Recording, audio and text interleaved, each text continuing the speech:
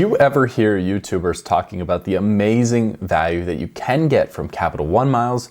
Or you do your own research and see sites like the Points Guy saying Capital One miles are worth 1.85 cents per mile, yet you look at your own Capital One miles and you're not getting the same redemptions that these other people are getting.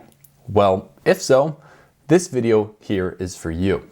I'm going to show you how to get the most possible from your Capital One miles. I'll cover everything from those bad redemptions, the 0.5 cents per mile ones that you want to avoid, all the way up to the ones that make your miles worth the absolute most. If you're ready to get the most bang from your buck from Capital One, let's get right into it.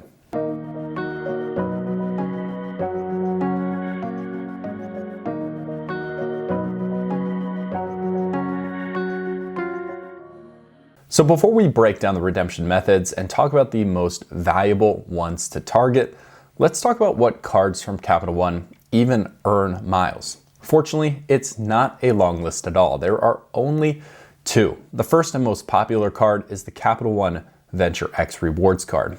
This is my favorite premium travel credit card, and that's because it does earn so well on spending. On this card, you get 10x miles for every dollar you spend on hotel purchases or rental car purchases through Capital One's travel portal.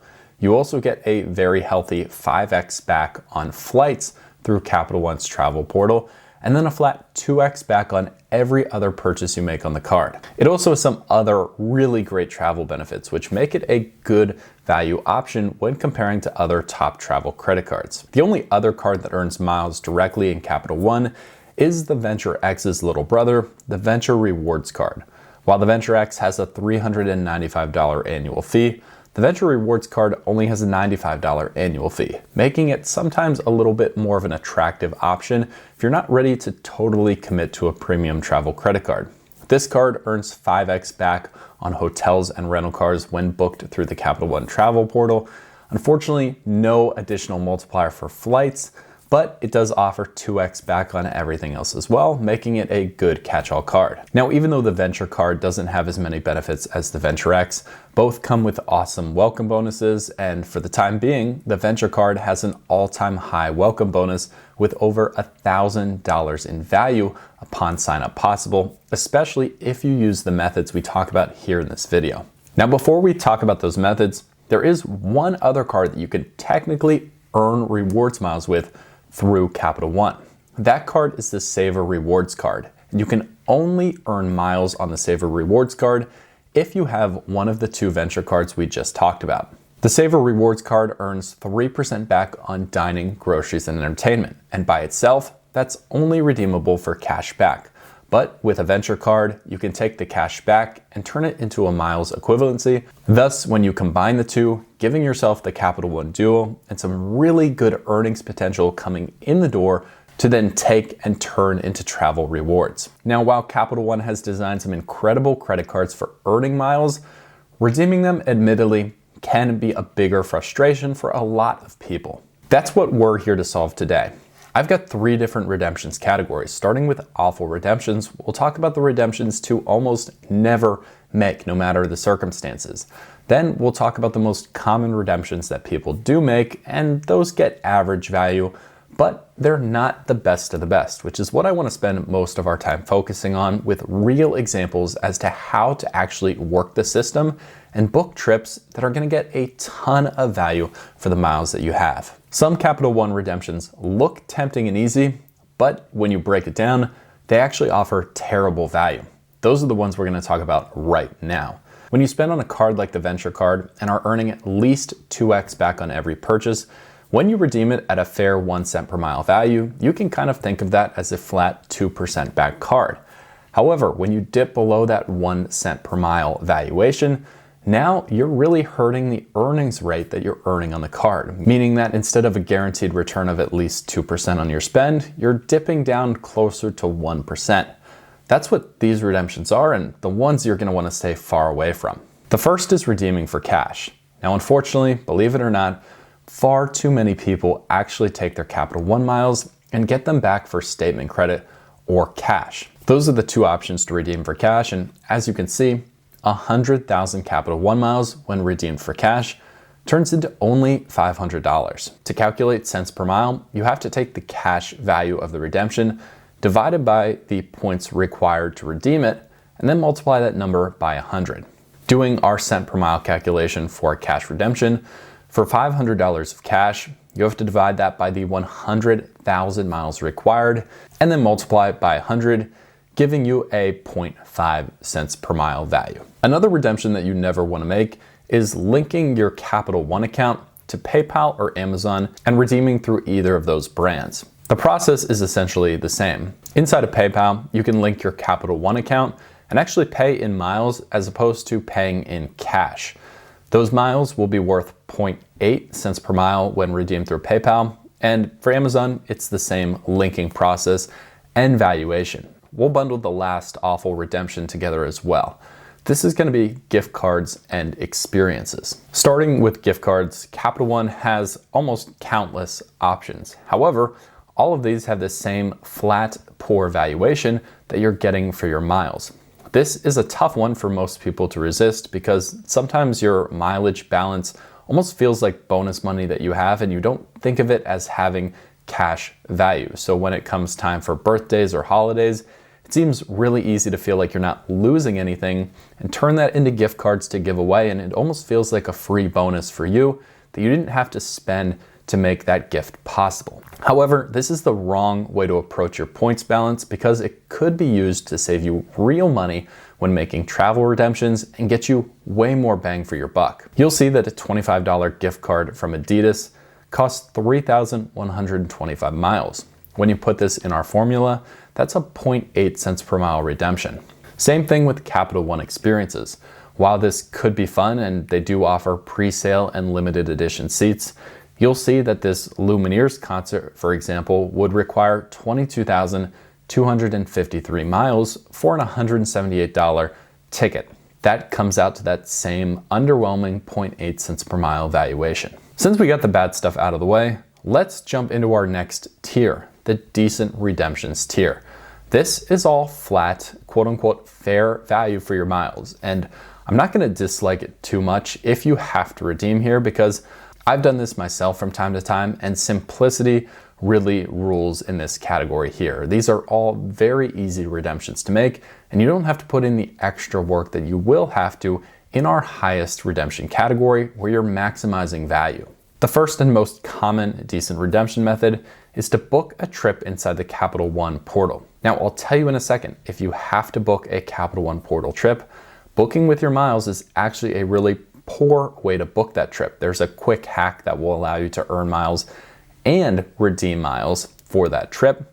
We'll talk about that shortly. However, the Capital One travel portal is a great option because it's easy and straightforward. Everything you see inside the portal offers a fair 1 cent per mile valuation. For example, a $224 United Airlines flight departing Denver and landing in Jacksonville, Florida is going to cost 22,448 miles. Now, a lot of people like the Capital One travel portal, and I personally think it's the best travel portal out there amongst all issuers because of some of the advanced features it has. Price drop protection gives you a buffer that if the price moves lower after you book, you could be redeemed up to $50 in statement credit.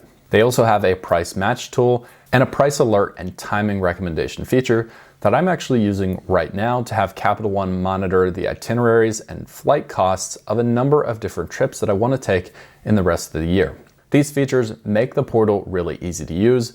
However, if you use the portal, I really encourage you to use the second method of booking more effectively. This feature is what Capital One calls cover travel purchases, and it allows you to do this again at a fair 1 cent per mile valuation.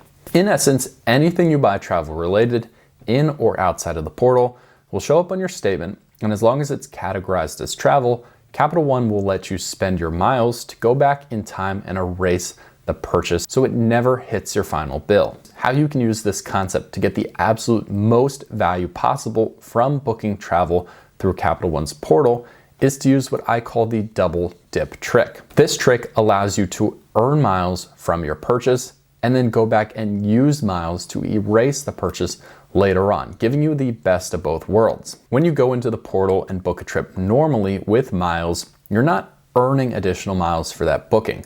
For example, if you book a $250 hotel and use your miles in the portal to pay for that, that's going to be 25,000 miles, and you're not earning any miles from that purchase.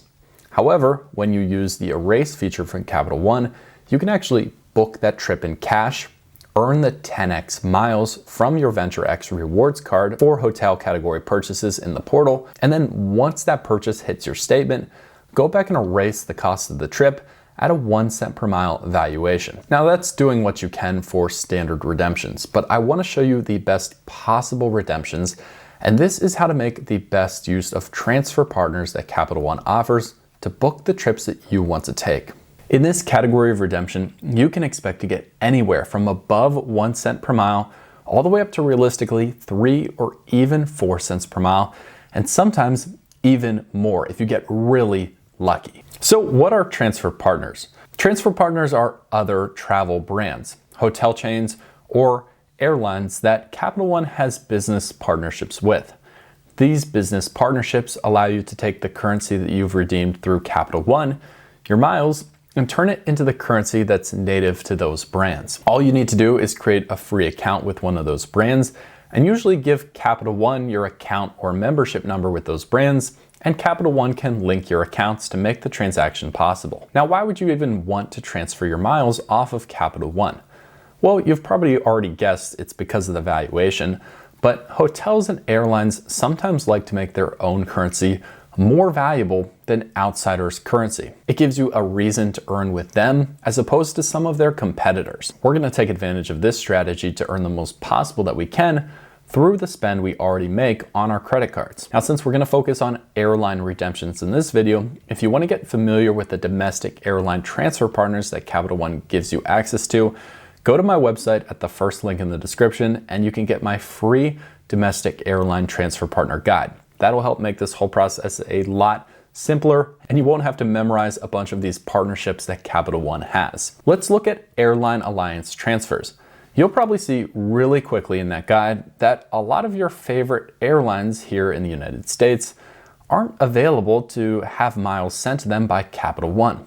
That's because Capital One has a ton of great international transfer partners, but they make it a lot more difficult to book domestic flights because they don't have those relationships built out yet. That can be a problem unless you know how to use airline alliances. There are 3 major airline alliances: Oneworld, SkyTeam, and Star Alliance. Anytime an airline is inside of an alliance, you can book another alliance member's flight through another one of the airlines in that same grouping. It's a way for the airlines to sell their seats a lot easier by putting them on a whole lot more websites than just their own. A great example is American Airlines. You can't take your Capital One miles and transfer them into American Airlines Advantage miles. There's no business relationship there.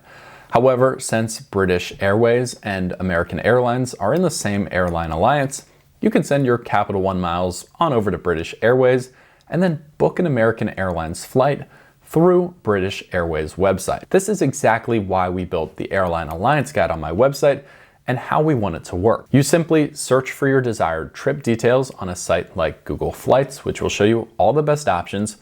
Find the airline that you want to book with the most based on price or route or whatever you're looking for there. Jump into my Domestic Airline Alliance Guide, and in column B, find the airline you want to book through. Then you'll look across to the right and see what different currencies can be used to book on your desired airline. Let's dive into some actual examples of this happening for max value. Let's say you're looking for a flight from Chicago to get out to the Rocky Mountains and land in Denver. I would start by looking at Google Flights to see what the best airlines to take that trip are. Since Chicago and Denver are both United hubs, it's no surprise that a ton of United Airlines flights pop up with the best times and the best prices. I would then go to the transfer guide and see the different options going across with Capital One that I could send my miles to actually book a United flight. Air Canada is a really popular alliance member for United Airlines. Since they're both in the Star Alliance, I would go to Air Canada, create a free account,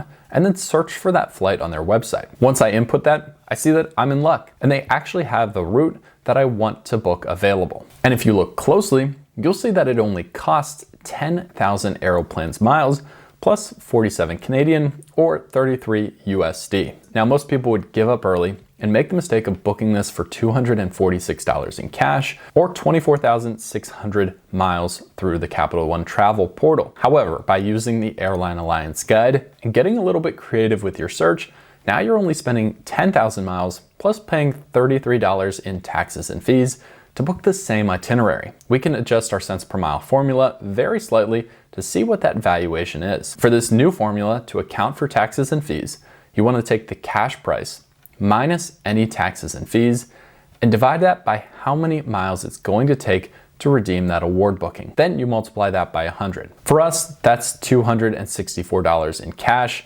minus $33 in taxes and fees divided by 10,000 miles.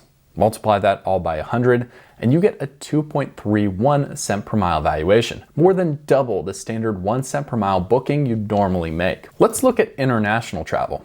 Fortunately, Capital One makes this much easier. They're awesome for international travel because all of their airline partners are internationally based. Again, let's go back to the start. I would look in Google Flights to see what my best options are for a trip from Miami to Paris, France. I see a particular Air France flight that costs $1,276. Whew, that is very expensive and would cost over 100,000 miles to book if you were going through Capital One's travel portal. However, there's a better way. I would next go and check Air France's website to see how many Flying Blue miles they'd charge for the same exact flight. When you look up the itinerary, you see it right there for 45,500 miles on Air France's website, plus paying $95.70 in taxes and fees. I'd then go back to my Capital One account, transfer the 45,000 miles over to Air France, and then calculate the valuation to see how much I'm really saving. Doing the math, that's $1,276 in cash price, minus $95.70 in taxes and fees, divided by 45,500 miles it costs to book, multiplying that number by 100. That's a 2.6 cent per mile valuation on your Capital One miles. That's such a respectable redemption that most people never get the chance to book because they don't consider airline alliances or do the extra work necessary to make these redemptions. Now you can get much higher than this. I've heard of 5, 6, and even 7 cent per mile redemptions, but like all increasingly valuable things, it really becomes very rare, and oftentimes you have to book your entire trip around that specific redemption to make it work. So you have to be a little bit flexible in either the price you're willing to pay or the time you're willing to leave to get some of those more idealistic redemptions. Now, if you just want to take all of the hard work out, Daily Drop has released Daily Drop Pro, which is their paid award flights booking interface system. It's got a really cool user interface, and just like a normal travel booking site, you input your flight details, it'll spit out every booking option and not only the price, but how many points it would cost to book there, saving you some time and potentially a lot of money. For those of you who want to give it a try, I dropped the link for that in the description below as well. Now here's a few last tips before I go. One, I'll always tell you to check the point conversion ratio. If it's at 1-to-1, you're in a good spot, but there are a few transfer partners where your miles will get devalued between Capital One and whoever you're sending it out to. So make sure you're not losing any value in the transfer there. On the flip side, there are often bonuses for transferring over to specific airlines. I personally never transfer my miles before I'm ready to make a redemption. However, if I get lucky, at the right time I want to redeem, there's a transfer bonus, and then this cent per mile valuation at the end is just exploding. The last thing to know if you're making your first award booking search is that it is a little bit more trouble than it looks here today. I showed you the process and some real examples of it happening, but on specific dates and specific times that you may want to leave, it's quite often to find that there are no award bookings available, especially when you're using airline alliance partners. The fact of the matter is that inventory is just more limited through those searches, and that's a reality we have to deal with when we're trying to make some of these awesome redemptions. Now, I hope you enjoyed this deep dive into Capital One miles and getting the maximum possible value. Let me know how your experience has been below, and if you've had any success making great redemptions through Capital One yourself.